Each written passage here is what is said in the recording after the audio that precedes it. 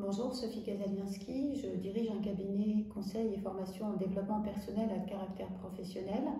Récemment, j'ai illustré la dimension savoir-être, la dimension liée à la posture professionnelle dans une entreprise. Et là, j'ai envie d'illustrer effectivement un questionnement sur le recrutement. Alors, quand j'illustre un questionnement, c'est quels sont les critères d'employabilité.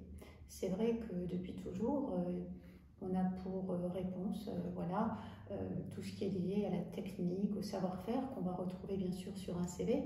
C'est vrai que la lettre, c'est la première expression de cette dimension personnelle par rapport à notre aptitude, et l'entretien d'embauche, c'est vraiment un espace qui nous est offert pour nous positionner en tant que candidat à l'emploi. Mais c'est vrai qu'en tant que candidat à l'emploi, si on ne dispose pas d'un degré d'affirmation suffisant pour être naturel, pour être soi-même, en capacité de décliner son identité professionnelle, obligatoirement on est en difficulté.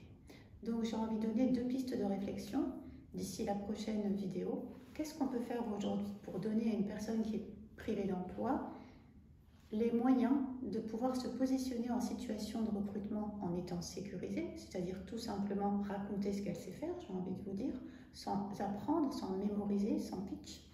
Et qu'est-ce qu'on peut intégrer aujourd'hui, si on est recruteur, comme étant le critère d'employabilité? Est-ce que finalement le savoir-faire est finalement une matière première que 10 ou 15 candidats vont avoir en termes de potentiel?